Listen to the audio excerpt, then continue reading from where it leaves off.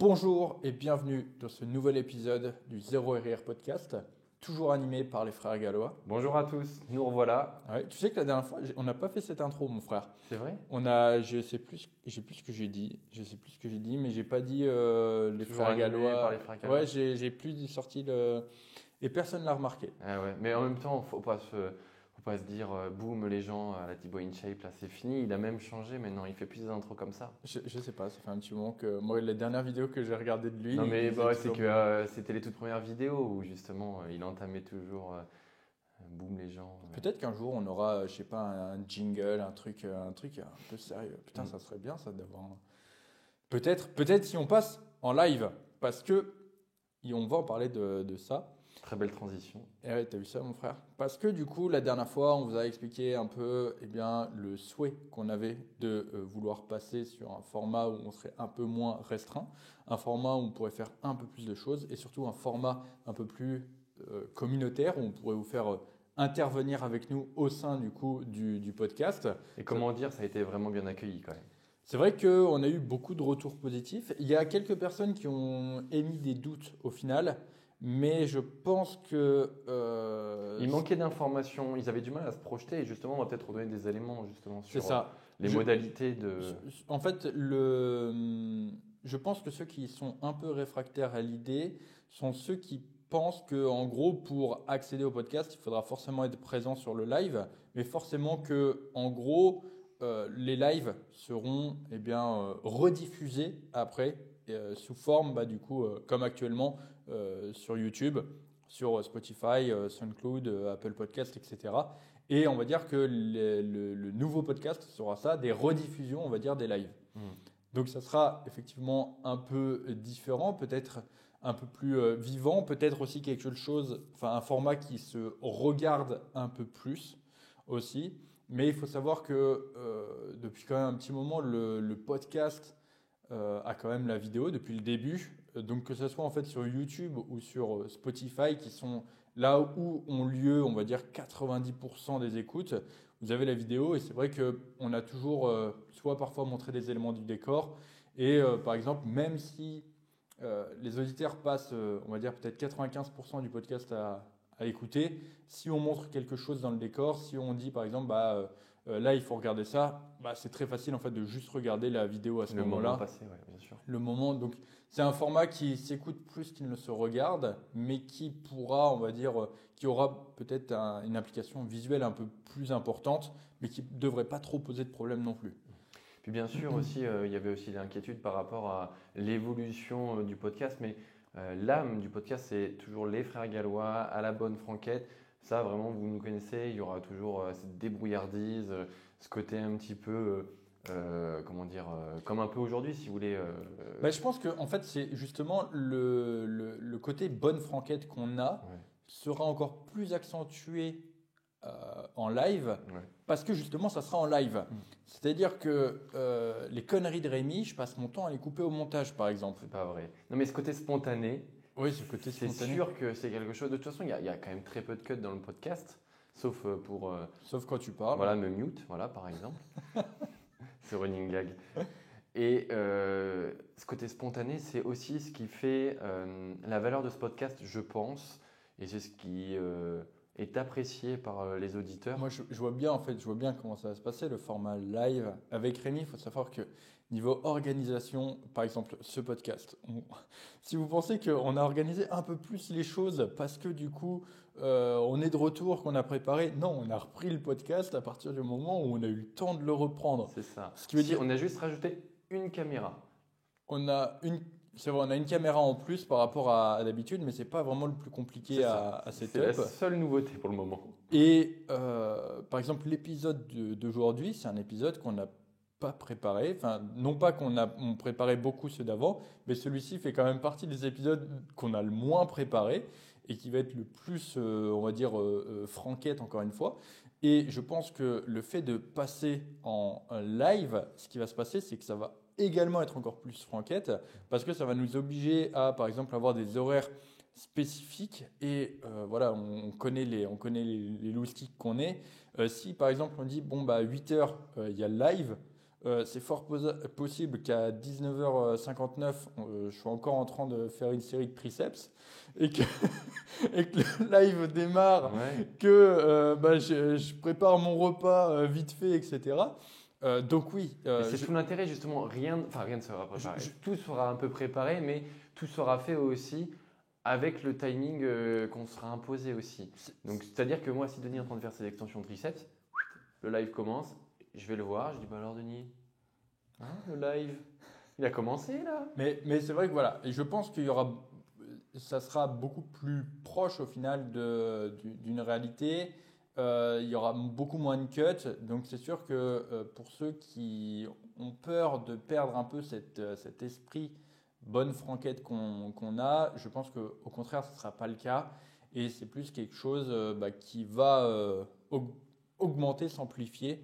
Donc pour ceux qui n'aiment pas cet esprit bonne franquette et qui aiment les choses un peu plus propres, un peu plus préparées, un peu plus clean, malheureusement, bon, ça ne sera jamais totalement le cas Ça sera jamais totalement le cas, mais ça, je veux avec dire, notre podcast. avec notre podcast. Et tout ce qu'on fera et tout ce qu'on fait de manière générale, hein, c'est Si par exemple tes réels que tu fais sur Insta, c'est voilà, c'est très propre, très soigné, mais parce que t'es pas dedans. parce que je suis. Donc ça veut dire que c'est moi qui crée le chaos. C'est toi le problème, Rémi. Bon, en tout cas, voilà. Sinon, ça a été quand même relativement bien accueilli. C'est Beaucoup vrai. de personnes nous ont dit, mais foncez, ça va être génial. Nous, on attend que ça, surtout si vous avez un support comme la salle de sport pour nous montrer encore une fois ce que ça va donner. Donc voilà. Et puis surtout, maintenant, on a la salle de sport et puis on a aussi ce décor. C'est quand même important de On le a ce dire. décor juste derrière, du coup, il y a toute la cuisine. Donc c'est sûr qu'au niveau des évolutions, quand on parlait par exemple les bons, alors pour ceux qui écoutent depuis le début, les bons plans, c'était le point inflation. Le point inflation. Voilà, les recettes, nos repas, c'est des choses qu'on pourra directement vous montrer. C'est des choses que, voilà, ça va être beaucoup plus concret comparé à avant. Et c'est vrai que là où avant, on vous racontait juste, j'ai mangé de la langue de bœuf, là, ça sera plutôt, regardez, je vais manger, je vais défoncer cette langue de bœuf. Je vais cuisiner. Voilà, ça pourrait être plein de choses. À voir comment ça va se passer, à voir comment ça va évoluer, parce que c'est sûr que là, comme je disais, on a atteint, je pense, on voit le plafond. On voit le plafond tout simplement du format du podcast, alors qu'avec le live, ça va être une nouvelle aventure qui va ouvrir beaucoup plus de portes et surtout avec des perspectives infinies et sur lequel en fait on ne va pas voir, on va pas voir et on approchera peut-être très certainement jamais du plein potentiel de ce format-là. Et aussi, c'est une nouvelle aventure, c'est C'est intéressant. ça. C'est plus ce côté-là aussi, ce côté challengeant. Va y avoir un petit, voilà, les premiers lives, on va y avoir la petite boule au ventre comme avant ta série de hack squat. On va avoir un peu de stress, on va avoir un peu de, voilà, ça va être cool, ça va être cool. Et puis surtout le fait de partager ça directement avec vous, ça sera encore plus cool. Parce que c'est vrai que ce podcast, il est né de la passion qu'on a avec Rémi pour ce sport, pour cette discipline. Et également pour la passion qu'on a de partager tout ça. Et en fait, ce nouveau format-là va juste nous permettre de pouvoir faire ça de manière plus approfondie. Et puis, ça va en fait tout simplement renforcer notre passion, la passion pour ce sport et la passion de partager cette passion de ce sport. C'est surtout ça, le mot partager, parce que beaucoup de personnes sont fans en fait, ou même hyper disciplinés dans la musculation, mais ce côté pédagogue, ce côté partage, expérience de la musculation, ça c'est vraiment aussi notre petit truc en plus. Je pense qu'on va pas perdre plus de temps sur l'intro. On a dit qu'on essayait de faire des intros un peu plus efficaces à partir de maintenant. Elle est un peu plus longue que la dernière fois. Elle est un peu plus longue que la dernière fois, c'est vrai. Mais on retombe dans nos travers. Ouais, mais c'est quand même pas notre record. On a fait des intros. Le podcast avec Lucas Gouif, le tout premier, il fait 2h30, c'est juste une intro, quoi. Donc c'est loin d'être notre record. Mais en tout cas, voilà, on va enchaîner un peu sur la suite. C'est vrai qu'avant, on faisait des retours sur nos semaines. C'est des choses que je sais pas au final si c'est très pertinent qu'on continue à trop les faire, sachant que il y avait des petites morales là-dedans, mais par exemple la dernière fois, je vois les 2 sujets du podcast ont été des sujets qui étaient en rapport avec ce qui s'était passé Bah moi, les jours C'est précédents. ça. Donc c'était entre guillemets un peu un retour sur nos Sur semaines. les derniers mois même. Et vraiment, s'il y avait des choses importantes à dire, par exemple, je pense qu'on en parlerait directement dans le podcast. Encore une fois, je pense que ça permet de condenser la valeur. Et puis voilà, ça fait un peu moins peut-être un peu moins de blabla inutile. C'est ça. Je sais que voilà, il fallait aussi qu'on travaille un peu sur nos intros du podcast. Et on va essayer de travailler un peu sur ça. Et je pense qu'on va essayer d'être un peu plus efficace. Peut-être que les formes, enfin, le rendu final sera peut-être un peu plus condensé, peut-être un peu moins long. Mais au final, sur par exemple 2 heures, au lieu d'avoir, on va dire, 1 heure et demie d'information, 30 minutes de blabla, bah, au final, vous aurez peut-être quelque chose qui sera plus proche de 1h50 d'informations et peut-être 10 minutes de blabla. C'est ça. Donc encore plus de valeur, encore plus de connaissances et encore plus de partage. Exactement. Mon frère, du coup, j'aimerais qu'on attaque le premier sujet. On a 2 sujets dans ce podcast. Peut-être que je les aurais mis dans le titre, d'ailleurs, parce qu'on ne les a pas énumérés au début. On fait plus de petits sommaires non plus. Non, on le fait, mais c'est que là, peut-être qu'on n'y a pas pensé. Mais c'est ça aussi, le podcast. C'est faire, ne pas faire, oublier, penser. C'est vrai, on l'a dit, on l'a pas préparé. Et du coup, le premier sujet, on a 2 très intéressants, mais j'aimerais quand même commencer sur celui autour de l'intensité. Ah, En je ce comprends. moment, c'est vrai que alors le podcast s'appelle le Zéro RIR podcast, donc Zéro RIR qui correspond à du coup L'intensité maximale. zéro rep in réserve, donc on va dire une série poussée avec juste s'arrêter avant l'échec, on va dire. Et récemment, du coup, donc j'en ai parlé un peu dans le dernier podcast, j'ai commencé à partager mes séances. Et du coup, bah, les gens sont surpris de voir que, au final, j'ai beaucoup de volume comparé à ce qu'ils s'attendaient. J'ai des exercices où j'ai 3, 4 séries et aussi où je ne vais pas justement toujours chercher ce 0 RIR. Déjà, dans ce que tu as dit, il y a le mot beaucoup de volume. Tu sais, le beaucoup, à quoi il renvoie, sur quoi on se base. Et ça, je pense que ça va être transversal à plein de questions autour du combien de séries, combien de répétitions, etc. Et je pense qu'on va essayer de donner des grandes lignes directrices parce que rentrer en profondeur sur des questions comme le nombre de séries, etc., on y a déjà répondu. Je pense que là, l'intérêt, c'est vraiment d'avoir une vue un peu plus globale de tout ça parce que ces questions très spécifiques, vous allez voir, elles ne sont pas aussi importantes que ce que Denis va dire par rapport à son adhérence, son adhésion globale à sa programmation. En fait, moi ça dépend parce que là, tout à l'heure, quand on a choisi de parler de ce sujet, Quand on a débriefé un faut- petit peu, parce qu'on a briefé, aussi on s'est briefé un petit peu. Rémi essaie de me cadrer parce que sinon c'était sauce turbo piquante. C'est ça. Il était en train de manger sa glace, je me suis dit, là, il faut que je canalise Denis. D'ailleurs, il a allumé son petit radiateur parce que sinon il se gèle. C'est vrai. Et je me suis dit, non, il faut quand même qu'on aborde des questions comme ça parce que c'est des questions qu'on a déjà partagées, mais auxquelles on n'a peut-être pas été assez général encore, assez global encore une fois. Voilà. Il a Voilà. senti, il a senti que j'allais exploser. Non, c'est pas ça. C'est que au final, on pourra toujours parler autant, expliquer autant qu'on veut. Il y aura toujours des mecs qui resteront bloqués sur ces putains de questions de base du combien de séries, est-ce que je dois aller à l'échec, est-ce que je dois... Parce que Oui. malheureusement, c'est ça, ils n'arrivent pas à comprendre les choses et avoir le bon point de vue. Mais non, mais c'est qu'ils sont, je te dis, ils sont pour moi bloqués sur des questions hyper précises, mais sans prendre en compte l'ensemble, tu vois, le contexte global des Mais choses. Parce que, par exemple, la notion de volume par groupe musculaire, c'est une question qui est hyper redondante, mais je pense que si, avant de se poser la question du combien tu veux faire de séries pour tes pecs, combien de séries tu veux faire pour ton dos, eh ben, il faut que tu aies aussi cette notion globale de ta programmation, de ton adhésion. Enfin, je veux dire, bon, on va voir à travers ta programmation pourquoi aujourd'hui Denis fait comme ça et pourquoi il y a quelques mois il faisait autrement. Eh bien parce qu'il y a cette question aussi de contexte, d'adhésion aujourd'hui à ce programme-là et qu'il est possible que tu fasses évoluer en augmentant, en diminuant le volume, en réduisant ta charge de travail sur certains groupes musculaires, en l'augmentant ailleurs.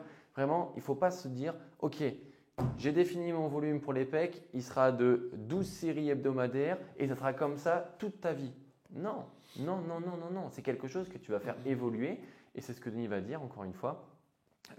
Tout dépend en fait de l'instant, de ce que tu recherches, de ton matériel, de ce que tu veux mettre en face de ton objectif, etc. Alors moi, je vais pas dire ça.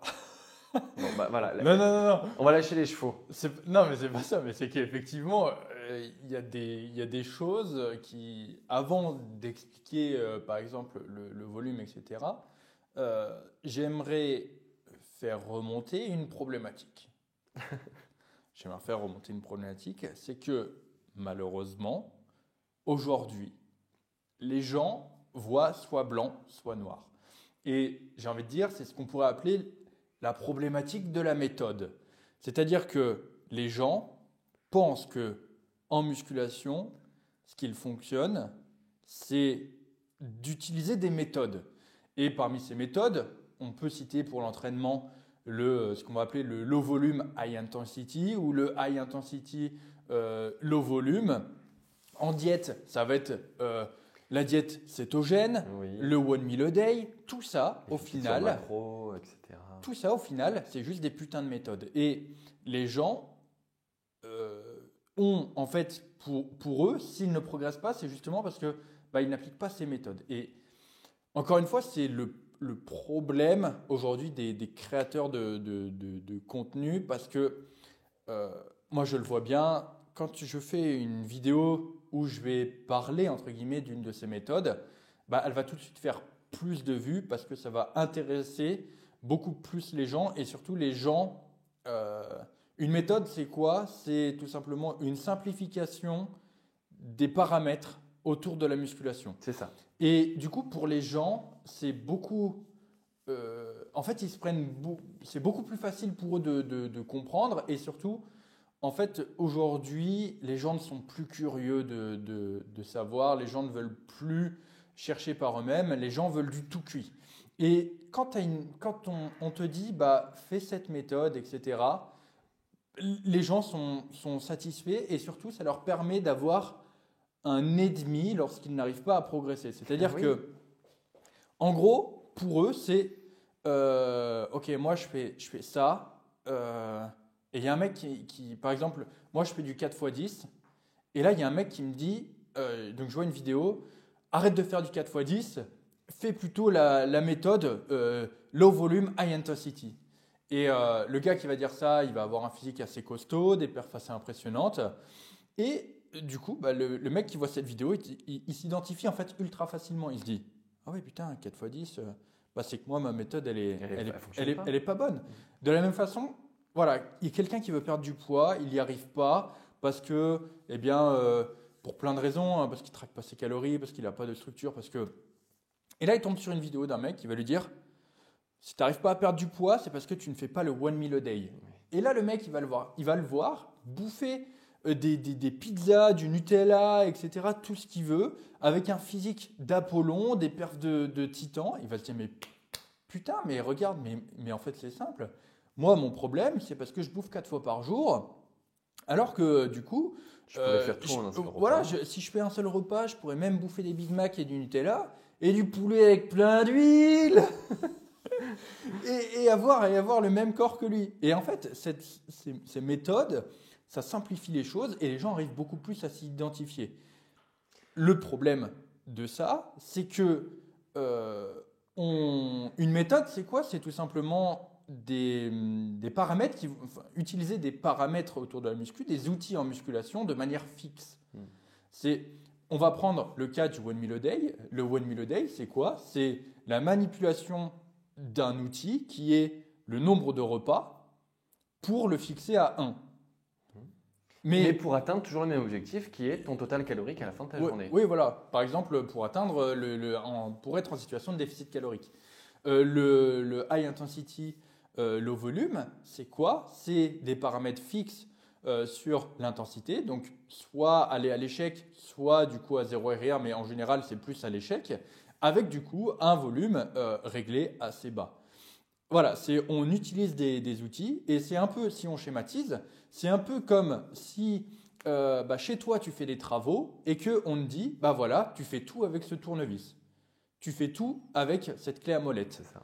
Voilà, c'est exactement ça. Alors que ça, c'est le problème de la méthode au final. Parce que la bonne approche, c'est juste, tu as des travaux à faire chez toi, ok. Tu as une caisse à outils, mon gars, elle est pleine à craquer. Et tu peux, en fonction de la situation, prendre le tournevis, la clé à molette. Ensuite, du coup, une fois que tu as utilisé le tournevis avec la molette, tu peux prendre la clé de 15, tu peux prendre, je sais pas, ton cliquet. Bref, en fonction de la situation. Tu peux prendre aussi ton laser, ton niveau laser. Oh putain, il me casse les couilles. Il a acheté un niveau laser là. C'est trop bien le niveau laser. Ça évite d'avoir le niveau à main. Bref. Il l'a acheté. Ah non, non, on va au bout de l'anecdote. Il l'a acheté il y a une semaine. Il a tellement joué avec, il n'y a plus de piles dedans. C'est vrai. C'est trop bien. Mais avant, je me faisais chier avec mon niveau à bulle. Là, j'ai mon niveau laser, j'appuie sur un bouton, bam, niveau. C'est vrai. C'est intéressant. Mais on va revenir dans le sujet. Parce qu'en plus, j'ai envie de parler, Denis. Oui, je finis juste ça. Le truc, c'est que du coup, les gens, une méthode, en fait, c'est juste, voilà, on te donne des outils et au final, vu comme tu n'as que 2 outils, tu es obligé de t'en servir. Tu vois, tu peux pas faire autrement. Tu es obligé de te servir de ces putains d'outils. Alors que quand tu as une caisse à outils pleine et remplie, ça demande de réfléchir. Ça demande de réfléchir quel outil tu vas devoir utiliser dans quelle situation. Et ça, c'est quelque chose que les gens ne veulent pas faire. Les gens, ils ne veulent pas savoir comment on se sert de ces putains d'outils. Et c'est sûr que quand moi, je vais, par exemple, jouer sur quelques outils et le partager, les gens vont s'identifier, les gens vont rapprocher ça d'une méthode existante. Et à partir du moment où, en fonction de ma situation, parce que ma situation évolue et que du coup, d'autres outils sont plus adaptés ou je manipule d'autres variables, etc., et que j'utilise d'autres outils, les gens pensent que en fait, je passe d'une méthode à l'autre et que du coup, avant, je prenais une méthode et que maintenant, j'en prends une autre. Alors que non, c'est juste que ma situation a changé et donc les outils que j'ai besoin d'utiliser changent et évoluent aussi avec. Et ce caractère fixe, ce caractère de ne pas vouloir changer de méthode, ça reflète juste le fait que les gens ne savent pas et les gens ne comprennent pas les outils qu'ils utilisent et les autres outils qu'ils ont à disposition. Donc, effectivement, si tu restes bloqué dans certaines méthodes, si tu ne cherches pas à comprendre un peu par toi-même, c'est sûr que tu ne comprendras pas pourquoi mon entraînement évolue et pourquoi je m'entraîne de cette manière-là comme ça et pourquoi je ne le faisais pas avant, etc.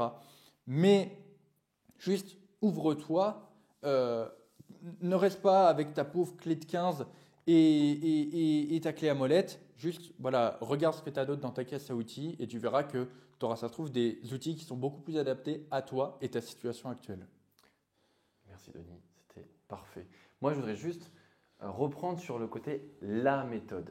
Parce que la méthode, au singulier, ce n'est pas aussi ce qu'on demande. On demande aussi d'appliquer les méthodes, d'où la caisse à outils que Denis décrivait. Et pour atteindre, par exemple, tes objectifs au niveau nutritionnel, tu peux aussi cumuler tes méthodes.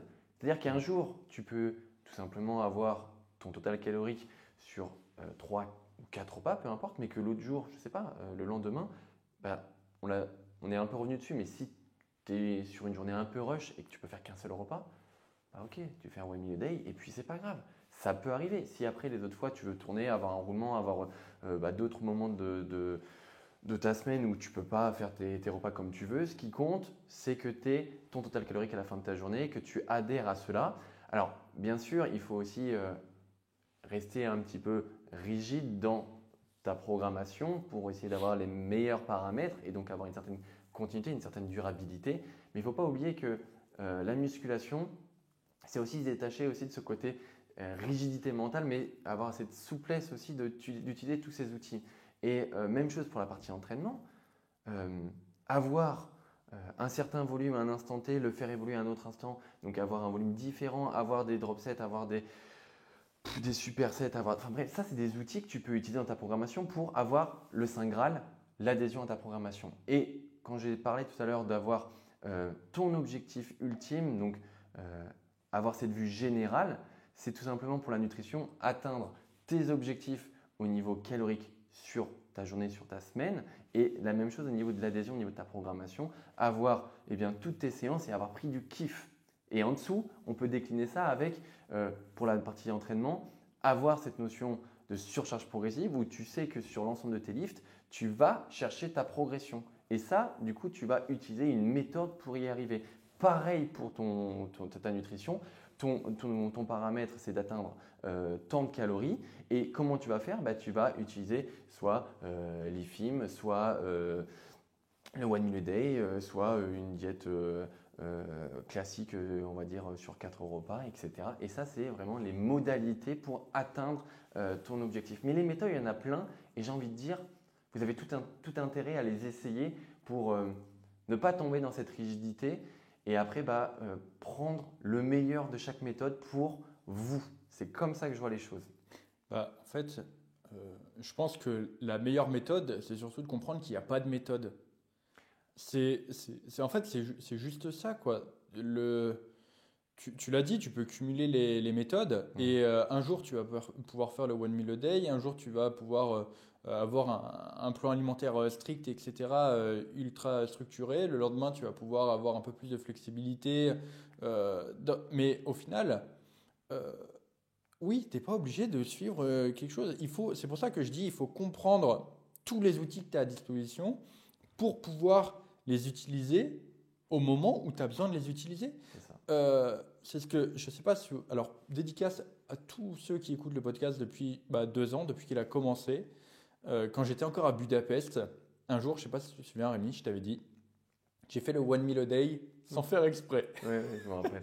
Parce que du coup, c'était à Budapest et les magasins qui sont normalement toujours ouverts étaient fermés. Parce que c'était un jour férié là-bas et toi, tu ne savais pas. Ouais, en fait, c'est même pas ça. C'était, je sais même plus pourquoi c'était. Il y avait vraiment un jour où les magasins avaient été fermés 2 ou 3 jours de suite. Peut-être une greffe alors. Je ne sais pas ce qui se passait, mais c'était le bordel. Et le problème, c'est que là-bas, moi, j'allais faire mes courses quasiment, en fait, un peu chaque jour parce que ça me permettait de faire mes steps. Et du coup, donc ça, c'est très bien, ça me permet de faire mes steps. Sauf que quand les magasins ferment tous d'un coup, c'est un peu problématique. Et du coup, je me suis retrouvé, le seul truc que j'avais, c'était de la farine de riz. J'avais même plus de fruits surgelés. Enfin, c'était vraiment la grosse misère.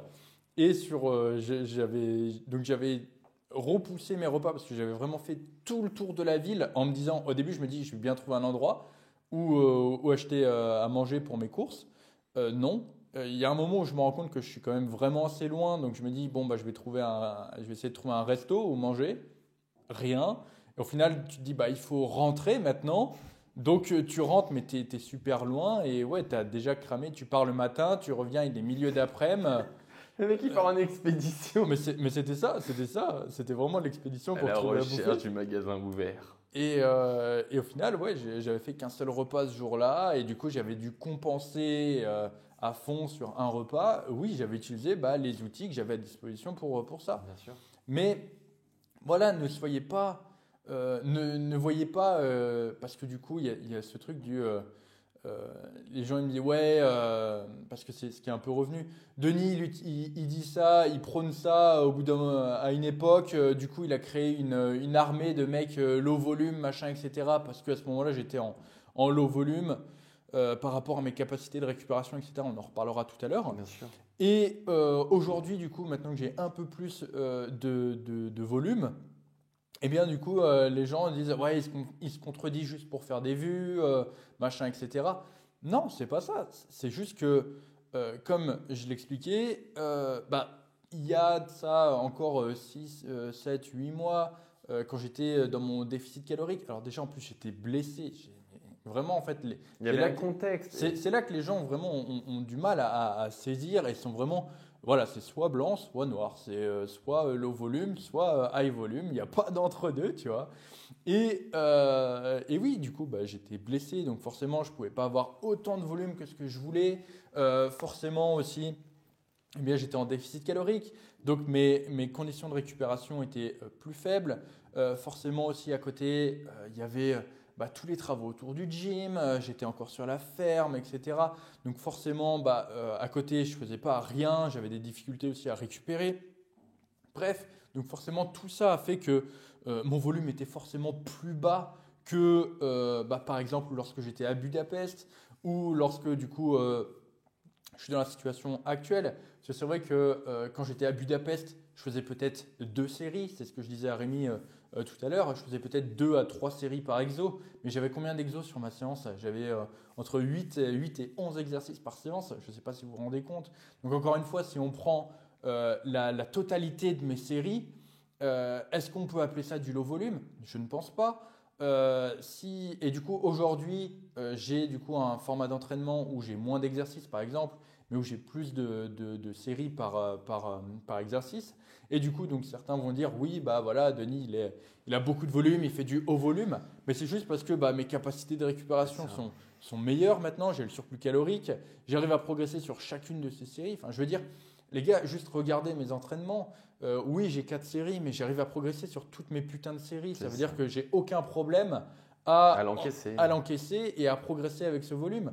Alors, la vraie question, c'est pourquoi j'en ferais moins alors qu'en faire moins, ça voudrait dire moins de gains musculaires. C'est ça, en fait, le truc. C'est ta situation, ce que tu fais par rapport à ton programme d'entraînement, ça doit toujours être optimisé par rapport au fait de maximiser tes gains musculaires. Moi, aujourd'hui, en fait, le problème de ces méthodes-là, surtout avec le low volume, en fait, c'est ça aussi le truc, c'est que quand j'ai commencé à partager mes séances et que j'ai vu les retours qu'il y avait sur ça et que les gens m'identifiaient du coup à du low volume, je me suis dit, mais putain, mais bordel, où est-ce que ça a merdé, quoi? Où est-ce que ça a merdé? Où est-ce que j'ai dit que du coup, c'était mieux, par exemple, de s'entraîner comme ça? Encore une fois, j'ai présenté ces méthodes. J'ai présenté le fait que potentiellement, oui, si tu n'arrivais pas à progresser avec un haut volume, c'était peut-être que il était un peu trop haut et que tu devais le diminuer. C'est quelque chose qu'on voit assez régulièrement. C'est quelque chose que je vois notamment dans mes suivis. Le volume, honnêtement, à part quand tu sors par exemple d'une phase de déficit calorique vers une phase de surplus, où en général, déficit calorique, tu as moins de volume parce que moins de phase de récupération, tu vas l'augmenter. Pour la plupart des gens, en général, ça va plutôt dans le sens inverse, c'est-à-dire que elles sont en surplus calorique, elles cherchent à prendre du muscle et elles n'y arrivent pas. Et du coup, souvent la situation, ça peut être la situation qui peut être une bonne idée, ça peut être de diminuer le volume parce que c'est plus facile, par exemple, dans certains cas, de progresser sur 2 séries que sur 3, ou alors parce qu'elles cherchent à en faire trop, ou alors parce que, bref, il y a plein de situations qui sont possibles. Et juste parce que j'ai présenté ces situations-là, juste parce que j'ai fait des vidéos là-dessus, juste parce qu'à ce moment-là, eh bien, du coup, je m'entraînais aussi de cette manière-là, les gens, en fait, ont fait des putains d'associations. C'est ça, c'est en fait des raccourcis. Et c'est là où je me suis dit, mais bordel, il y a quelque chose qui va pas. Mais parce que ce sont des sujets qui sont hyper clivants, si tu veux. Et encore une fois, quand les personnes regardent tes vidéos, elles attendent aussi une réponse magique, si tu veux. Elles attendent aussi la solution parfaite pour répondre à leurs besoins. Donc, c'est vrai que si, au bout d'un moment, on le prône, même j'ai envie de dire toujours, si tu veux, le côté, voilà, l'intensité, c'est quelque chose de très important et c'est même, on va dire, l'ADN aussi d'une bonne programmation. Si tu es capable de progresser et d'avoir cette intensité chaque semaine, eh ben, c'est parce que tu vas aussi progresser au niveau de tes gains musculaires. Mais ce que je veux dire par là, c'est que quand tu es dans une dynamique de progression, peu importe l'outil que tu vas utiliser, il te permettra de réussir si tu veux. Et je voulais juste revenir sur le côté, en fait, à chaque contexte, une programmation adaptée. Tu l'as dit, ce que tu faisais à Budapest et ce que tu as fait il y a 6 mois et ce que tu fais aujourd'hui, ça a très clairement changé, ça a très clairement fluctué. Je prends mon exemple, même chose. Il y a 6 mois, quand on s'entraînait dans les autres salles ou dans les autres salles à Limoges, Iron Gym et Espace Form, eh bien, j'avais une programmation qui était hyper aboutie et en fait, je ne pouvais pas encaisser plus de volume. Donc, sur la majorité de mes exercices, j'étais en 2 séries. Aujourd'hui, autre situation, donc contexte différent, je suis en mesure d'avoir une programmation qui n'est pas encore aboutie parce qu'on est aux prémices de la programmation, même si ça fait un petit moment maintenant que je suis dessus. Mais je suis encore en mesure de tenir 3 séries sur l'ensemble de mes mouvements. J'ai fait très peu de diversification. Je continue de progresser sur l'ensemble de mes lifts et c'est OK. Et en fait, tant que j'arrive à appliquer ma surcharge progressive, donc on se rappelle de ce que je disais tout à l'heure sur la surcharge progressive, c'est ce qui te permet d'atteindre ton adhérence au niveau de ta programmation et donc de kiffer ton évolution. Et bien ça, du moment que ça fonctionne, du moment que c'est ancré et que tu arrives à l'appliquer, tu n'as pas à te poser 50 000 questions. Donc la question du volume, aujourd'hui, elle est de temps pour mes pecs, temps pour mes épaules, temps pour mes triceps. Je n'ai pas à me poser la question de est-ce que c'est optimal ou pas. Je suis en mesure de les tenir. Peut-être que dans, je ne sais pas, 3-4 semaines ou même 3 mois, je ne pourrais pas tenir ce discours-là et dire que je tiens 3 séries sur, je sais pas, ma machine à pec, là, ma incline press. Et ben, je serai certainement en 2 séries, ou peut-être que je serai qu'en 1 série, ou peut-être que j'aurai une autre approche pour continuer de progresser. Mais à l'heure actuelle, je suis en mesure de tenir tout ça. Donc, toi qui écoutes ce podcast, si aujourd'hui dans ta programmation, tu arrives à progresser sur l'ensemble de tes mouvements, que tu récupères bien, que tu kiffes ce que tu fais, que tu n'as pas de douleur, mais en fait, te pose pas de questions parce que ça va juste nuire à la santé globale de ta programmation et à ta santé mentale aussi à te poser 50 000 questions. Le plus important, c'est ce qu'on a dit, c'est l'adhérence et après de bien déterminer tes paramètres et donc d'utiliser après les méthodes pour justement gérer tes paramètres. C'est vraiment ça que tu dois comprendre. Donc au début du podcast, quand on parlait de vue générale, de vue globale de ta programmation, de l'ensemble aussi de ton cadre de vie, quand tu as bien ficelé tout ça, tu arriveras à obtenir tes objectifs spécifiques et donc à plus te poser ces questions sur le nombre de séries. D'ailleurs, si aujourd'hui vous me posez la question combien j'ai de séries pour les pecs, je ne pourrais pas vous dire. Bien sûr, je le note sur mon cahier d'entraînement, mais là de tête, je ne peux pas vous dire. Donc, vous dire 12 séries, c'est optimal pour les pecs aujourd'hui? Non. Voilà, c'est aussi simple que ça. Ouais, alors c'est assez intéressant ce que tu as dit sur déjà l'explication du contexte. C'est vrai que j'ai balancé que je faisais beaucoup d'exos par exemple à Budapest avec assez peu de séries. Et du coup, au Tu final. avais une justification derrière? Tu Voilà, savais pourquoi c'est tu faisais ça. ça? Exactement. Je pense que ça peut être pas mal d'expliquer le contexte du pourquoi je le faisais, pourquoi je m'entraînais comme ça. Parce que peut-être que ça aidera aussi les gens à mieux comprendre. Budapest, j'y suis allé, j'arrive dans la salle, Disneyland, des machines de partout. Pour moi, la meilleure façon de maximiser mon adhérence, c'est d'aller sur tous les jouets de la salle. C'est ça. Donc d'essayer, et puis c'est aussi pour ça que j'étais là, essayer le plus de machines possible. Et donc pour essayer le plus de machines possible, la meilleure solution, c'est d'avoir le plus d'exercices possible dans ma programmation. Comme forcément mes capacités de récupération limitent les choses, tu peux faire 15 exos, mais 15 exos avec 4 séries à la fin de ta séance. Si tu le fais en plus avec une fréquence assez élevée dans ta semaine, il y a quand même peu de chances que sur le long terme, tu arrives à le tenir. Donc forcément, beaucoup d'exercices, peu de volume, parce qu'à ce moment-là, j'étais dans un contexte où pour maximiser mon adhérence, c'était mieux de faire comme ça. Ensuite, je rentre en France, conditions de blessure, conditions de déficit calorique, capacité de récupération plus faible, possibilité d'aller m'entraîner moindre, moins bonne récupération musculaire, forcément moins de volume, donc moins d'exercices et du coup moins de séries par rapport à ça. Et du coup, intensité modulable en fonction surtout de la douleur que je ressentais. Et c'était plus ça qui modulait mon intensité dans le sens où j'avais assez peu de séries. Si j'avais pas de douleur, eh bien forcément j'essayais d'avoir un peu plus d'intensité. Si j'avais des douleurs, je régulais par rapport à ça et j'ajustais parfois mon volume en fonction de l'énergie que ça me prenait et derrière par rapport à mes capacités de récupération. Maintenant, du coup, situation du Road to Prime. On est dans un contexte où, du coup, on a la salle qui est très bien équipée, mais qui n'a pas autant de machines que la salle à Budapest. Donc forcément, je ne peux pas me permettre de faire 10 exos. Donc forcément, je regroupe moins d'exos, mais du coup, avec plus de séries, dans des fourchettes de répétition qui sont différentes. En plus, on a la chance d'avoir des machines Prime où on peut moduler la courbe de résistance Donc, ça me permet aussi quand même d'avoir une variation au sein d'un même exercice. Donc, ce n'est pas comme si je faisais totalement non plus le même exercice de la même façon. Donc, c'est pour ça que j'ai plus de volume actuellement. Je pense que c'est bien aussi d'expliquer ça pour que les gens comprennent. Bien sûr, et puis tu sais, il y avait ce côté où il y avait eu cette vague, et on en faisait partie, de dire que l'intensité était supérieure à ton volume. Mais il y a quand même le mot volume, c'est-à-dire que le mieux, c'est bien sûr d'avoir beaucoup de volume et beaucoup d'intensité. À partir du moment où tu es en mesure de le tenir, le fameux zéro RIR qu'on prône, et surtout avec le podcast, ça ne veut pas dire que le zéro RIR, il faut l'appliquer absolument tout le temps. Et c'était même la question de base en fait de ce post. Je pense que intensité supérieure à volume, c'est pas. En fait, c'est faux. C'est juste que. C'est mal interprété. C'est pas ça. En fait, c'est très simple en fait à comprendre. Encore une fois, quand on comprend les outils qui sont derrière tout ça. En fait, quelqu'un qui va te dire que l'intensité est supérieure au volume, il va pouvoir te donner un exemple très bon.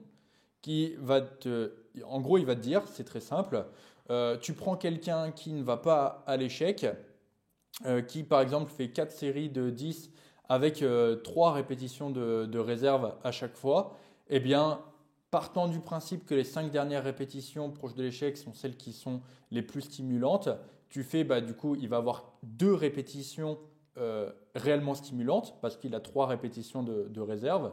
Et donc, au final, s'il a 4 séries avec 2 répétitions qui sont stimulantes, il n'a que 8 au final répétitions stimulantes. Ouais, ça c'est très mathématique. Voilà, mais parce que c'est comme ça. En fait, les gens qui veulent prouver, je vais aller au bout de. Les gens qui veulent prouver en fait que l'intensité est supérieure au volume ou que le volume est supérieur à l'intensité, c'est un faux débat. Ils prennent toujours en fait l'exemple des répétitions stimulantes. Et du coup, il va te dire ça. Du coup, il va te dire le mec qui fait 4 séries à 3 répétitions de réserve, voilà, il a 8 répétitions stimulantes. Maintenant, il y a un mec, il va faire 2 séries en allant à l'échec sur les 2. Ce qui veut dire que s'il va à l'échec, il a les 5, ou même au 0 RIR, il a les 5 dernières. Donc sur 2 séries, lui, il a 10 reps stimulantes. Ça veut dire que dans cette situation-là, précisément, oui, l'échec, du coup, donc l'intensité sera supérieure au volume. Maintenant, le mec qui va vouloir te dire le volume est supérieur à l'intensité. Il va te prendre exactement le même exemple, mais avec des paramètres différents. Il va te dire, ok, eh bien, tu fais 4 séries avec 2 répétitions de réserve. Ça veut dire que dans cette situation-là, tu as 3 répétitions effectives par série. Ouais. Et avec 3 répétitions effectives par série, 4 x 3, 12, tu as 12 répétitions effectives. Et il va te dire, le mec, même s'il fait 2 séries, et que du coup il va à l'échec sur les 2, lui il a que 10 répétitions effectives. Donc dans cette situation-là, oui, le volume est supérieur à l'intensité. C'est ça. Et en fait, ce qu'il faut comprendre, c'est pas que le volume est supérieur à l'intensité ou que l'intensité est supérieure au volume. Ce qu'il faut comprendre, c'est que le but, c'est d'avoir suffisamment de répétitions effectives. C'est ça. Et peu importe la méthode que tu vas utiliser. Parce que quand j'ai dit que c'était un faux débat à intensité supérieure au volume, c'est que tu peux très bien… Intensité, ça rime pas avec low volume. C'est ça en fait que les gens peut-être ont mal compris. Intensité, ça ne veut pas dire faible volume. Et volume, ça ne veut pas dire essayer d'avoir le plus gros volume. Tu peux très bien avoir un low volume et avoir un maximum d'intensité et avoir aussi un gros volume et un max d'intensité à partir du moment où tu es capable de le tenir.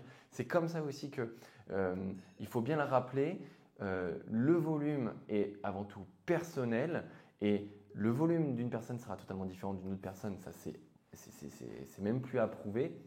Mais tu peux très bien avoir au bout d'un moment, je ne sais pas, 10 séries où tu es à 0 RIR sur l'ensemble de tes séries, mais avoir aussi des séries où tu es à 2-3 RIR aussi de tout ça. Donc, il faut vraiment ne pas perdre de vue qu'il n'y a pas une guerre à faire au volume, mais bien de toujours allier intensité et volume. Mais surtout que, en fait, c'est ça aussi qui s'est produit avec les réseaux, c'est que les personnes ayant beaucoup de volume se sont en fait dénigrer et voire lyncher, on va dire. Le high volume, donc les mecs qui font plus de 2 séries, etc., c'est devenu trop lente, quoi. Mec, tu fais 4 séries. Ouais. Tu Et fais parce 4 qu'encore une fois, séries. c'était assez clivant. Tu Et avais ceux qui étaient du coup dans ce modèle du 4x10. Encore une fois, on ne dit pas qu'il est mauvais, on dit juste qu'il y a plein de façons de le faire. C'est dans ta caisse outils, tu as ton 4x10, tu as d'autres séries aussi possibles. Et que euh, pour cette personne-là, si elle fait comme ça, eh ben, c'est OK. Si elle kiffe s'entraîner comme ça, c'est OK. Si l'autre personne à côté fait que 2 séries mais qui progresse et qui kiffe, c'est OK encore une fois. mais le truc, en fait, c'est que le problème de tout ça, c'est que cette mode du low volume, en fait, il y a un côté bien, un côté moins bien, c'est qu'elle va faire progresser certaines personnes et elle va en faire régresser d'autres. C'est-à-dire que quand tu vas passer sur euh, si par exemple, effectivement, tu as 4 séries et que tu es assez loin, que tu as beaucoup de répétitions de réserve, parce que c'est ça, on en a déjà parlé plein de fois, il y a aussi ce problème d'estimer correctement les répétitions de réserve. Donc c'est sûr que pour toi, si d'un coup tu te mets à aller à l'échec pur, tu vas pouvoir te retrouver dans la situation que je disais précédemment, avec la situation dans laquelle, où, avec 2 séries, tu pourras avoir plus de répétitions effectives que du coup, si tu avais plus de volume et plus de répétitions de réserve. Donc pour ces personnes-là, ça va être bien, entre guillemets, de passer sur une méthode low volume. Mais il y a quand même une majorité de personnes où le volume, ça leur permet quand même de compenser leur manque d'intensité, parce que, on le répète encore une fois, c'est assez dur d'estimer correctement sa proximité de l'échec. Et du coup, le fait de diminuer leur volume, tout en ayant une mauvaise gestion de la proximité de l'échec, ça va juste diminuer encore plus leur nombre de répétitions effectives. Et donc, ces personnes-là qui potentiellement changent des méthodes en espérant progresser davantage, vont du coup ne pas progresser, voire avoir de moins bons résultats avec cette méthode-là. Et le low volume, pour moi, ça ne veut pas dire aussi faire 2 séries, qu'on se mette bien d'accord. Le low volume, c'est pas genre si sur un exercice tu fais 2 séries, tu es en low volume. Non, absolument pas. Oui, c'est le total. C'est ton total, pas sur ta séance, mais sur ta semaine. D'accord. Et le volume, à partir de combien on pourrait qualifier qu'on est en low volume. Tu vois, il y a ça aussi. Pour moi, c'est même un faux débat. Il y a le volume et après low ou high, ça veut tout simplement dire que tu fais fluctuer ton volume par rapport à tes besoins. Tu peux avoir moins de volume sur un groupe musculaire et en avoir plus sur un autre. Le low volume, c'est pour moi, voilà, c'est un outil mais qui est un peu flou. Oui. Après, parce que du coup, quand tu étais à Budapest, tu n'étais pas en low volume, du coup, vu comme tu avais beaucoup d'exercices. Tu vois, c'est ça, c'est ce côté paramétrable. Il faut considérer aussi ce qu'on appelle low volume et high volume. Il faut le définir et cette définition va varier aussi beaucoup en fonction des gens parce que tout le monde ne va pas avoir la même tolérance au volume, encore une fois, dépendant des capacités de récupération. Et c'est forcément en fonction de ces capacités de récupération que tu arriveras à doser si du coup tu es plus en low ou en high volume. C'est ça. Mais encore une fois, il n'y a pas… où se place le curseur. Voilà, le curseur se place différemment en fonction des personnes et des situations, des contextes, etc. Donc, voilà, c'est toujours un tout qu'il faut prendre en compte. Et cette histoire de volume et d'intensité, ce qu'il faut juste que tu retiennes, c'est juste que voilà, l'un n'est pas supérieur à l'autre.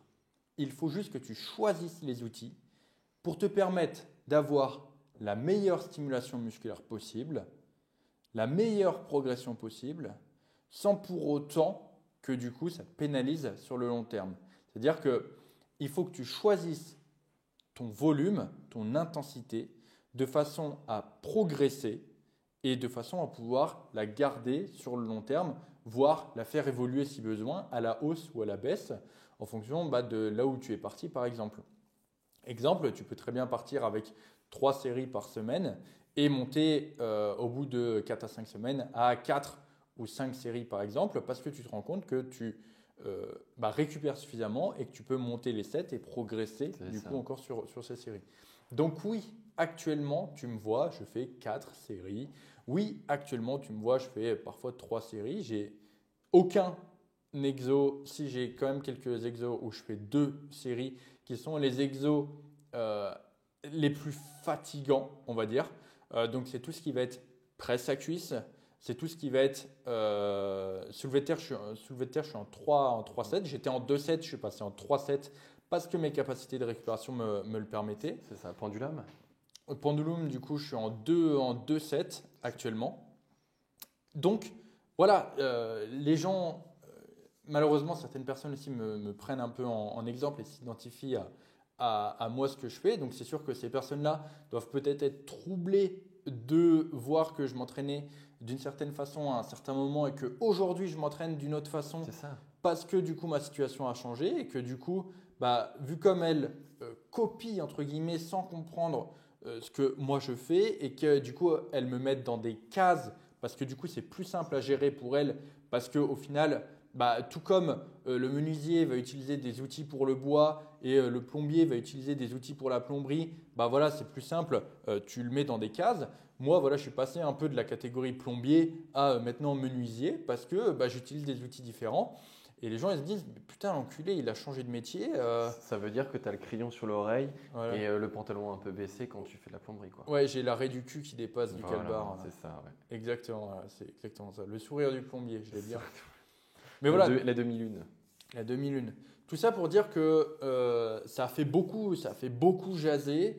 Et au Quelque final, part, c'est bien aussi qu'il y ait cet électrochoc, en fait. Mais je pense aussi que, on va pas se mentir, c'est le problème des réseaux. Aujourd'hui, sur les réseaux, n'importe qui peut faire une vidéo, etc.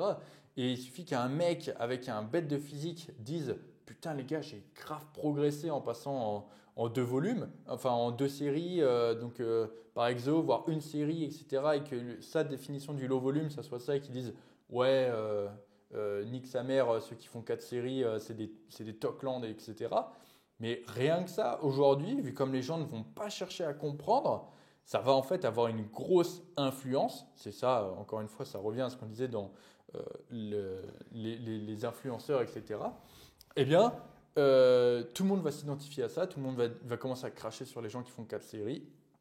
Et on rentre dans une spirale et les gens ne cherchent pas à comprendre. Et du coup, quand moi je montre ce que je fais, ça sort du coup une vague de mais mec, tu fais ça pour les vues, etc. Beaucoup de haters que je peux remercier parce que grâce à eux, mes vidéos font plus de vues aussi, hein, plus de commentaires, plus d'interactions, donc meilleure visibilité. Donc ça permet aussi de propager la bonne parole.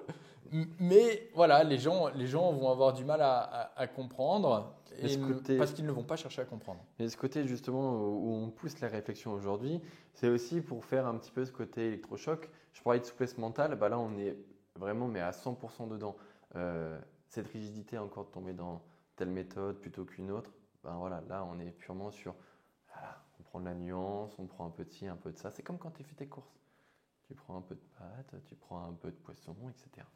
Je voulais revenir sur la question de l'intensité, moi, parce que c'était un petit peu, je crois, le poste de départ, enfin le postulat de départ sur pourquoi on n'est pas toujours à 0 RIR, parce qu'encore une fois, ce sont tes séries effectives qui vont être le plus importantes, donc tes séries proches de l'échec sont celles que tu vas devoir aller toucher. Donc c'est pour ça que sur certains mouvements, et vous le voyez au travers des vidéos de Denis ou de mes stories sur Instagram, que il y a certains exercices où je ne suis pas au bout du bout parce que au fur et à mesure de mes séries, je ne veux pas non plus casser la dynamique autour de mon volume, donc je cherche à avoir cette proximité à l'échec tout en étant productif sur l'ensemble de ma séance. Si je suis à 0 RIR sur mes 2 premiers exercices, je vais être complètement carbo et je ne vais pas être en mesure peut-être de tenir l'ensemble de ma séance.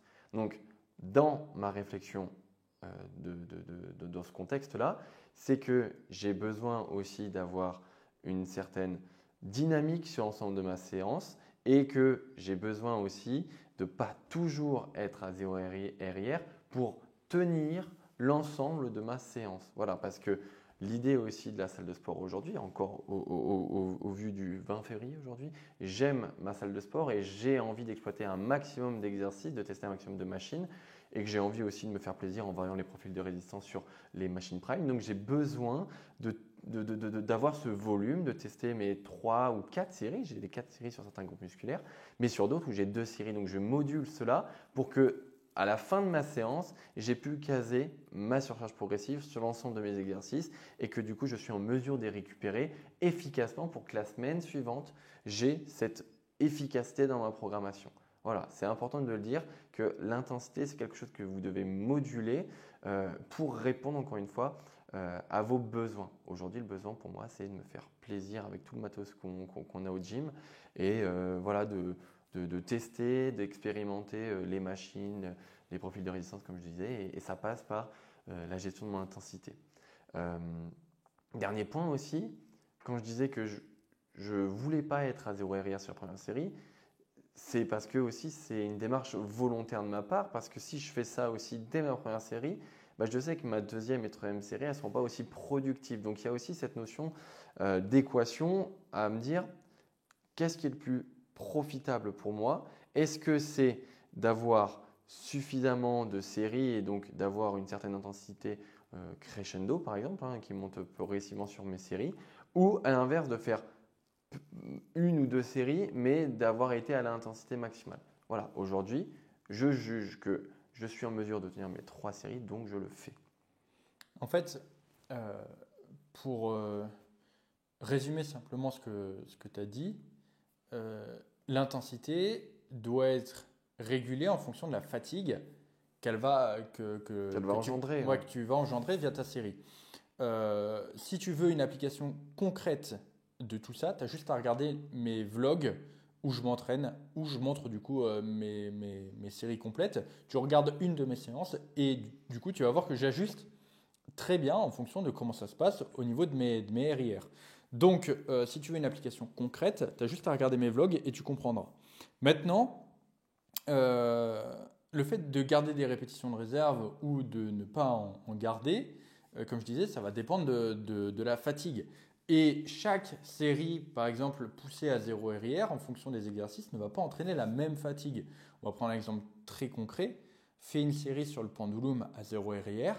Et maintenant, fais une série d'élévation latérale à 0 RIR. Dis-moi très clairement lequel a entraîné le plus de fatigue. Donc déjà, en fonction des exercices, il y a certains où ça va être moins fatigant d'aller à 0 RIR, moins fatigant de même parfois aller chercher des répétitions partielles, etc. Comparé à d'autres où ça peut être plus judicieux de garder des répétitions de réserve parce que sinon ça peut vite impacter le reste de ta séance. Et encore une fois, pour prendre un cas pratique pour que tu comprennes, on va prendre ma séance push qui est dans n'importe lequel de mes vlogs. Je t'invite à regarder mes séances push de mes vlogs. Tu comprendras du coup bien la gestion de l'échec. J'arrive par exemple sur ma série. La semaine d'avant, j'ai fait par exemple une certaine perf avec un RIR. Et aujourd'hui, je monte le poids, je rajoute 2,5 kg par côté et j'ai pour objectif d'essayer d'avoir le même nombre de RIR sur ma série par exemple. Ça, tu parles d'avoir le même nombre, pas de répétition, mais le même nombre de RIR. Oui, c'est ça. Et donc, je pars sur ma série et au final, il s'avère que je fais une répétition de plus que la semaine d'avant en ayant plus lourd. Et en même temps, et c'est là où c'est intéressant, eh bien, j'ai plus une, mais j'ai 2 RIR. Ah, en plus, ça, tu vois. Pourquoi, du coup, alors que j'étais parti pour avoir une RIR, j'en ai gardé 2 au final? La réponse à ça, c'est que j'ai déjà ma progression. J'ai déjà ma progression. Ce qui fait que j'ai ma progression et comparé à la semaine dernière, j'ai moins de fatigue. En ayant moins de fatigue, ça veut dire que maintenant, je vais avoir plus d'occasions de faire mieux encore sur mes autres séries. Ça veut dire que en me fatiguant moins, j'ai plus du coup de chances de progresser sur mes autres séries. Et si tu regardes ma séance, ça a été une succession de ça. J'ai quasiment eu plus de RIR sur chacune de mes séries. Du coup, donc là où j'avais une RIR, j'en avais maintenant 2. Là où j'en avais 0, j'en avais maintenant une. Et j'ai fait plus de répétitions sur quasiment toutes mes séries. Et j'ai toujours monté le poids. Ou alors, quand je n'ai pas monté les répétitions, j'ai monté le poids. Et au final, si on fait le volume global, le tonnage global, j'avais quelque chose de mieux. Et j'avais mieux managé ma fatigue par rapport à ça. Et ça, c'est vraiment très important. C'est pourquoi parfois tu vas aller à 0 RIR alors que c'est mieux en fait de ne pas y aller et d'avoir du coup un meilleur tonnage de cette façon-là. Moi, j'ai l'exemple quand même du RDL. Tu vois, en ce moment, j'ai un Romanian deadlift dans ma programmation legs et pour justement manager un petit peu cette fatigue, parce que bah voilà, avec tous les travaux, avec tout ce qu'on peut faire à côté aussi, bon bah il peut y avoir aussi une fatigue un peu plus importante sur la région lombaire. Donc je fais attention aussi à manager mes RIR sur cet exercice.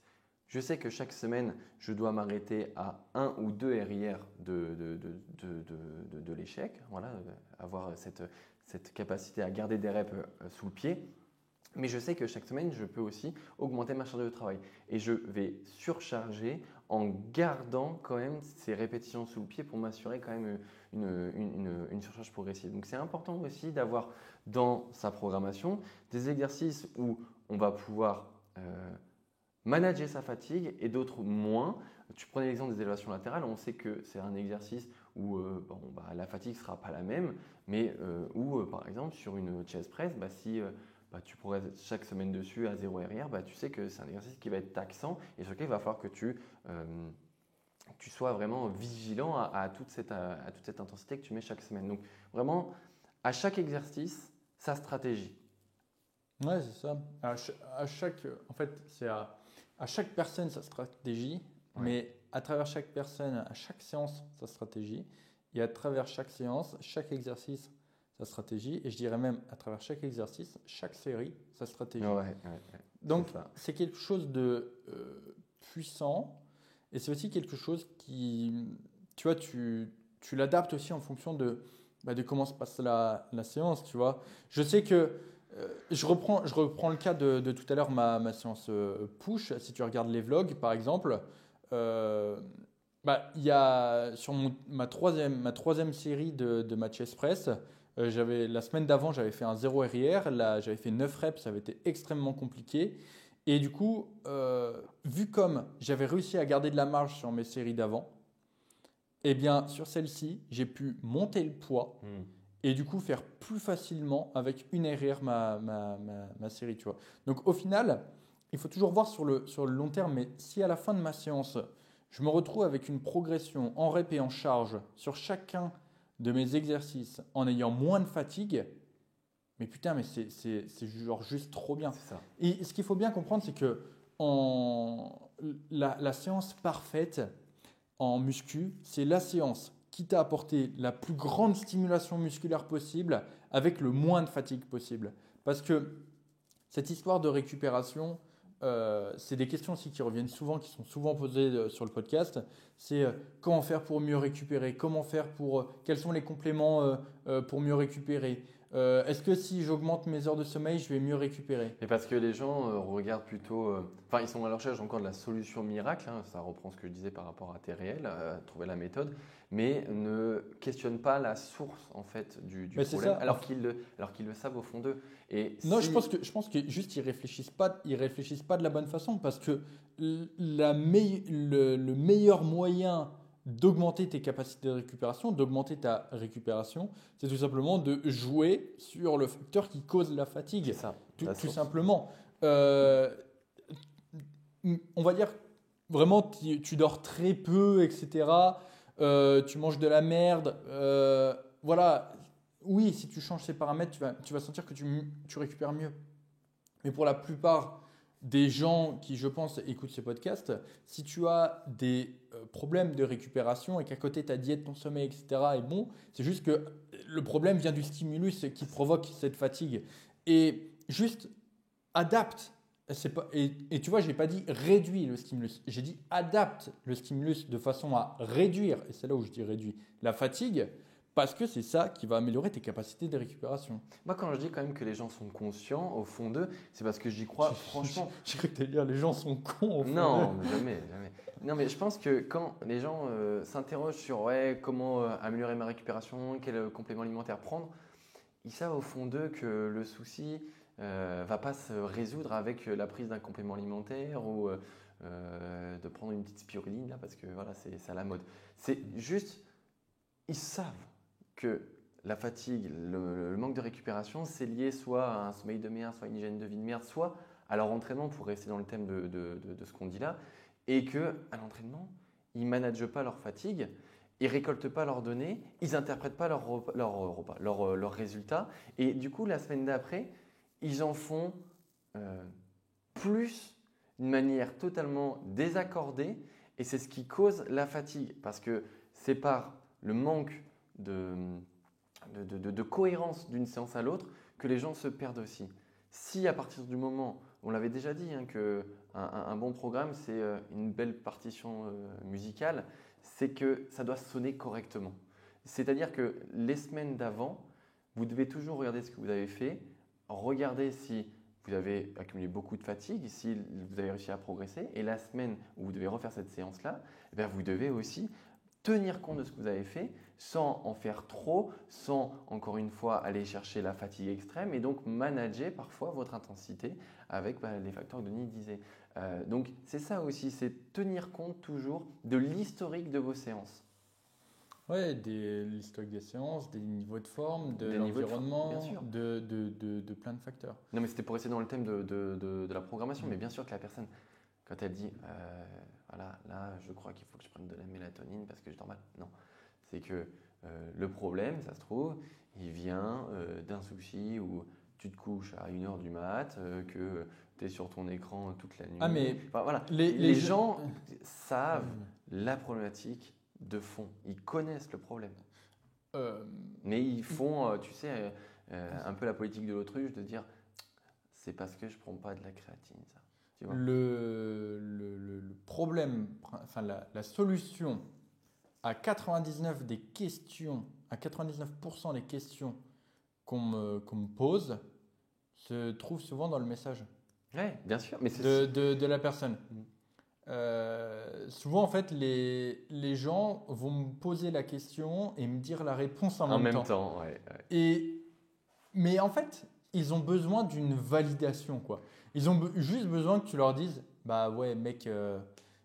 Alors parfois, il y en a qui, c'est quand même un peu plus profond que ça. Il y en a qui, t'as besoin de les aider à prendre conscience, tu vois, de la situation. Mais parce que aussi, ça fait partie aussi de la self-esteem, c'est la confiance en toi. Est-ce que je suis prêt à prendre conscience que mon problème vient de ça et est-ce que je suis OK de comprendre que c'est ce problème que je dois résoudre, tu vois? Et donc, c'est en parlant à quelqu'un d'autre, bah, voilà, maman, j'ai mal à la tête, qu'est-ce que je dois faire, quoi? Bah, ta maman, elle va te dire, c'est parce qu'il faut que tu dormes plus. Mais en fait, quand tu lui dis ça, tu sais aussi que si tu as mal à la tête, c'est parce que tu as peut-être mal dormi ou peut-être que tu es malade, mais tu sais au fond de toi que le problème, tu peux le résoudre toi-même. C'est juste que tu as besoin de ta maman, de Denis, de Rémi pour valider aussi ta problématique. Tu sais, la question, on va prendre un exemple. Ce qui revient le plus souvent, c'est putain, chaque fois que je fais du développé couché, j'ai mal à l'épaule, c'est horrible, j'ai super mal à l'épaule. Ouais, l'exemple est déjà. Voilà. Est-ce que tu penses que je dois prendre du collagène? Alors, voilà, tu creuses un peu. Le gars, tu te rends compte qu'il a mal sur Que le développé couché. sur le développé couché. Tu lui dis bon bah très bien, t'en fais combien de fois dans ta semaine? Tous les 2 jours, 5 séries. Je tente des max à chaque fois. Genre le gars, tu lui dis juste mec, arrête le développé couché sur 2 semaines. T'as pas besoin de collagène, tu vas voir sentir une amélioration. Le gars, 2 semaines plus tard, ah ouais, trop bien, j'ai plus de douleur, je vais reprendre le coucher. Bon, et là, il recommence la même chose. 2 semaines plus tard, oh, c'est revenu, tu penses que c'est parce qu'il faut que je prenne du collagène?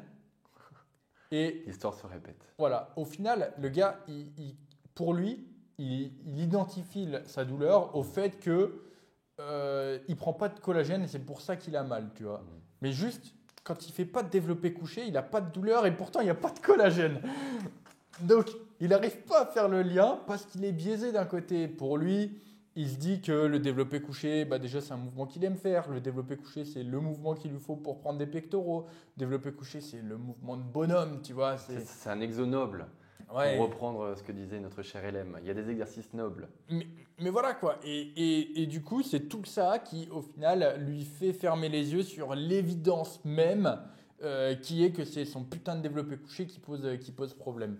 Et donc, effectivement, ces personnes-là vont avoir besoin d'une petite prise de conscience pour ça. Donc, d'une petite discussion, par exemple, avec moi pour prendre conscience de ça. Tout comme Rémi disait tout à l'heure avec l'exemple du mal de tête, c'est quelque chose que j'ai déjà dit dans le podcast. Voilà, tu as passé la journée sur ton ordinateur à jouer à je sais pas quel jeu, à World of Warcraft. World of Warcraft. Et genre tu vas te plaindre à ta mère, maman j'ai mal à la tête, je me sens pas bien, je crois que je suis malade. Et ta daronne, elle est pas bête, hein. Elle va te dire, écoute mon petit gars. T'as passé la journée sur ton putain d'ordi. Demain, tu vas aller en cours. Ouais, tu vas pas. On la sent là. Parce que t'es pas malade. C'est juste que t'as passé la journée à jouer et c'est ça qui t'a causé mal à la tête, tu vois. Bien sûr. Donc, oui, voilà. La plupart des gens nient les évidences sur leur situation et c'est ça qui va leur poser problème. Et je sais même plus pourquoi on est parti du volume et de l'intensité pour en arriver là. On s'est perdu on s'est perdu dans les méandres de l'intensité, mais c'est tout à fait ça en fait. C'est quand tu te poses une question, fais-toi tes hypothèses du pourquoi en fait, du pourquoi tu as cette question. Pourquoi essaie de trouver d'abord tes réponses et parmi les réponses que tu as trouvées, tu sais qu'elle est dedans et tu sais que tu pourras… en vrai, juste quand tu traques tes données, c'est assez simple. Encore une fois, tu vois… La personne qui me pose la question, juste un petit tracking, tu relèves les exos qui posent une douleur, enfin qui causent la douleur, tu vois ceux qui ne la provoquent pas, tu es capable de l'identifier, d'identifier les angles. Voilà, encore une fois, c'est toujours une problématique. La solution, ça passe toujours par l'analyse de données. Moi, la plupart des gens qui me posent des questions et sur lesquelles je n'ai pas de contexte, bah, je peux pas les aider, hein, tout simplement. Il y a certaines situations qui sont un peu communes et qui reviennent assez régulièrement, j'ai envie de dire. C'est bon, bah, quand tu as 20 messages par jour, des mecs qui te posent des questions, au bout de 2-3 ans, tu commences à avoir les mêmes choses qui reviennent. Mais effectivement, sans avoir de données, souvent c'est impossible de répondre, d'aider au final la personne. Mais encore une fois, voilà, si tu as les données, c'est très bien. Mais quand tu as une question qui suscite une douleur ou peu importe, tu as la réponse. Tu as déjà la réponse. Et même, j'arrive pas à prendre de poids. Voilà, c'est ça. J'arrive pas à prendre de poids. Pourtant, je mange tous mes repas, sauf parfois, je n'y arrive pas. Tu vois, où il y a le sauf. Voilà, tu as ta réponse. Non, mais c'est même pas ça. C'est j'arrive pas à prendre de poids. Pourtant, j'essaye de manger le maximum que je peux. Ok, c'est bien, tu manges le maximum que tu peux, mais juste est-ce que tu traques tes calories, tu vois, genre, ça se trouve, tu traques tes calories, ton maximum, il est juste à 2500 kilocalories, tu vois. C'est ça. Donc, et à l'inverse, tu vois, tu vas avoir des personnes qui vont te dire je perds pas de poids, pourtant je me restreins. Et tu vois, elles vont se restreindre et leur restriction, ça va être à 2500 kilocalories aussi, tu vois. Donc, tout dépend des gens et de toute façon, tu ne seras jamais totalement objectif sur ça. Il faudrait peut-être qu'on recentre un peu sur l'intensité. On est parti dans tous les sens. On est parti dans pas mal de détails, mais je pense qu'on a fait quand même le point sur pas mal de choses concernant l'intensité, sur le fait que tu as différents outils, il faut juste utiliser ces outils au moment où il faut en fonction du contexte. Mais de garder toujours en tête ta vue générale sur l'ensemble de ta programmation. C'est ça, les adapter du coup par rapport à tes contraintes, comprendre qu'au final la méthode c'est qu'il n'y a pas de méthode, qu'il y a juste du coup des outils à utiliser en fonction de la situation. Comme d'habitude, prends avec des pincettes ce que tu vois sur les réseaux. Les méthodes, ça fonctionne très très très très bien. Je sais qu'il y a également plusieurs coachs qui fonctionnent comme ça. Souvent, quand ils vendent des accompagnements de coaching, tu sais, tu vois, c'est la méthode, je ne sais plus quoi. Tu vois, ils donnent un nom à leur méthode. Tu vois que ça repose sur, en général, c'est 3 piliers. 3 piliers, c'est toujours mieux d'un point de vue commercial. Parce qu'il faut qu'il y ait un chiffre et puis un mot-clé très important. Bah, tu vois, genre, c'est la méthode, c'est oui, au niveau de la nutrition, tu ne vas pas te priver. Au niveau de l'entraînement, on va utiliser ça pour que ça ne soit pas contraignant pour toi. La règle des 80-20, machin, tu vois, il y a plein de choses comme ça qui sont très commerciales. Vraiment, fais attention à tout ça. Beaucoup de gens sont très très forts pour t'expliquer ça. On l'a dit dans le dernier épisode, la meilleure optimisation, ça sera toujours la personnalisation.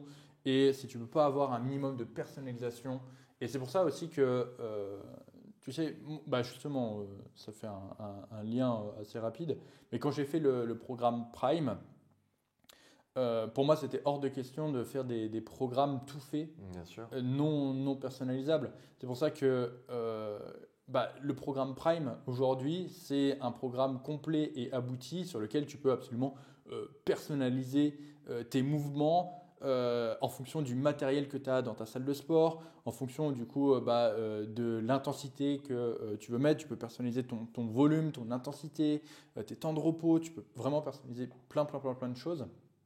Et justement, parce que c'est ça, en fait, le réel secret.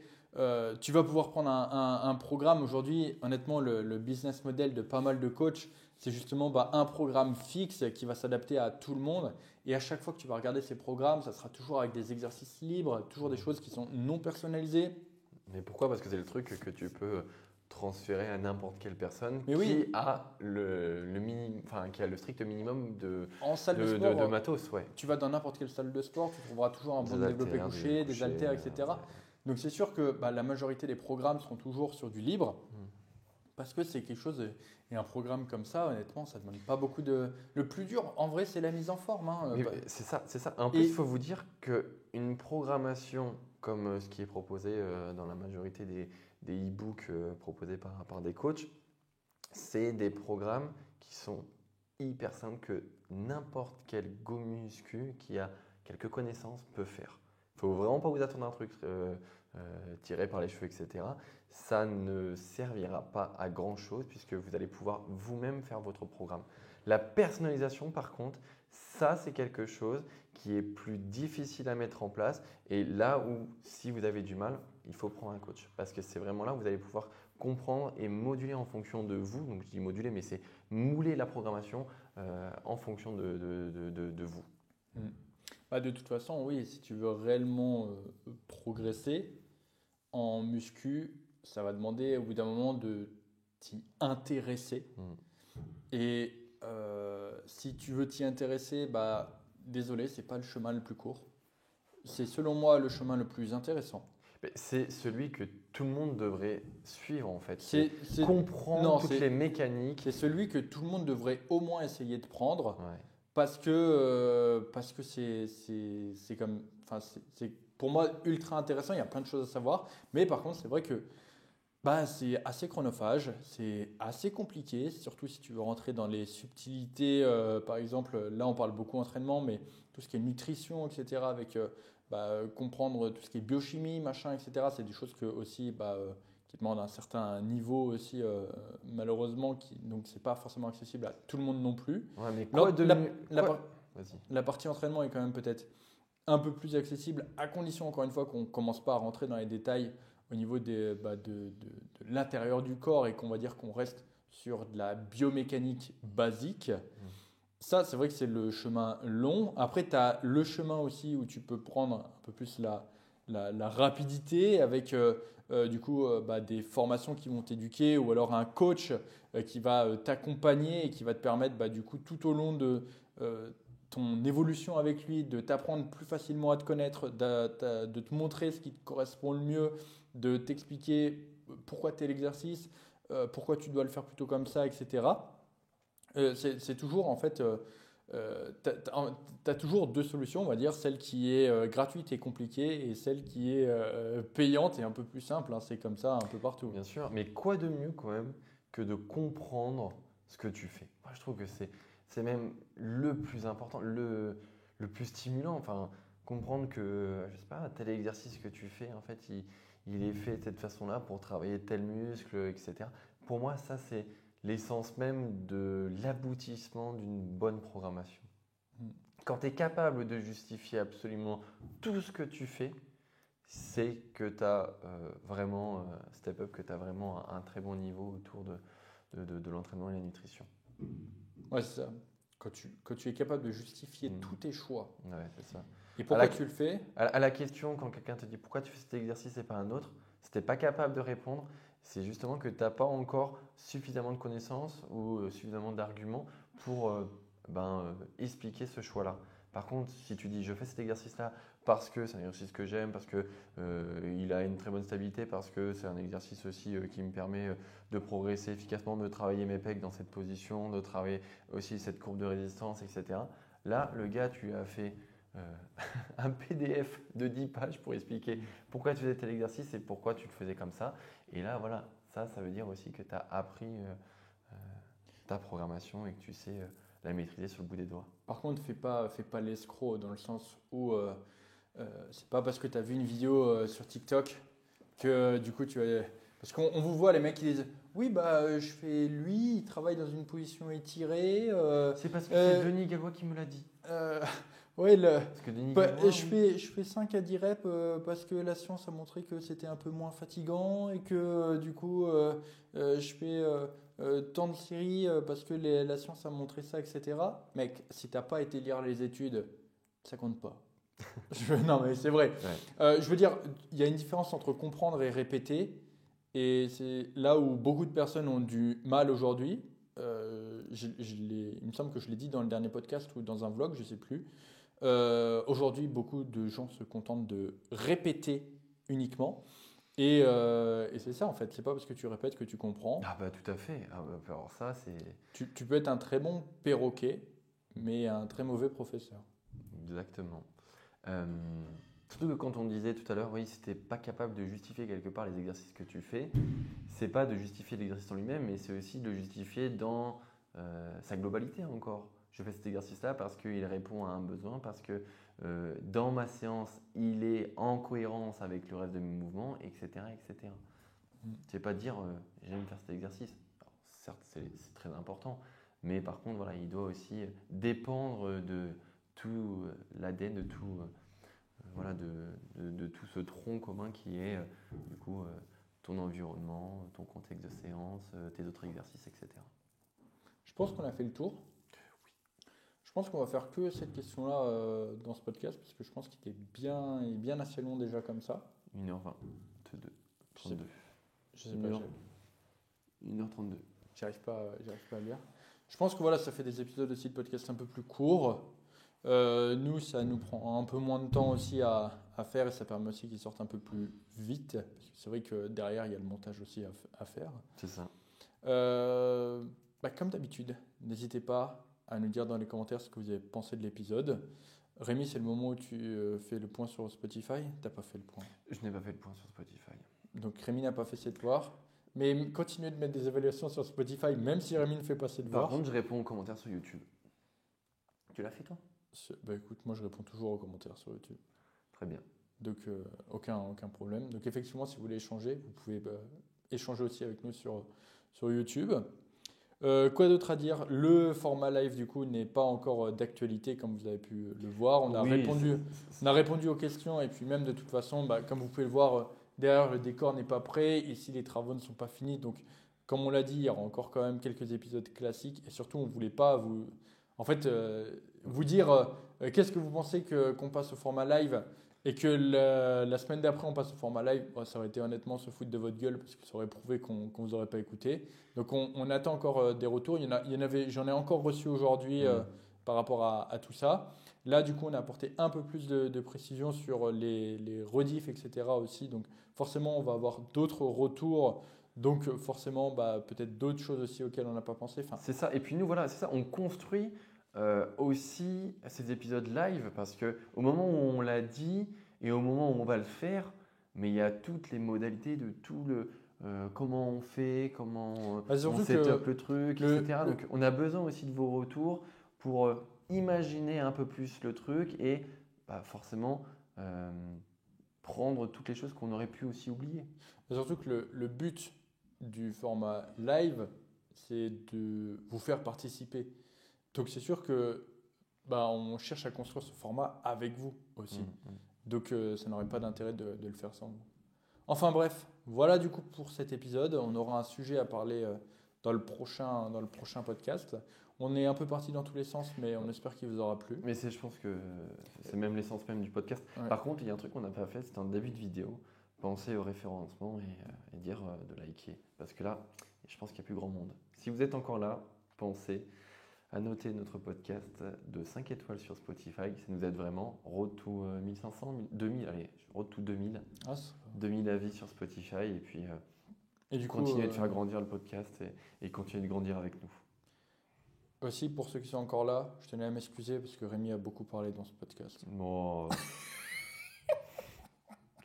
Allez, sur ce, on vous dit à très bientôt dans un prochain épisode.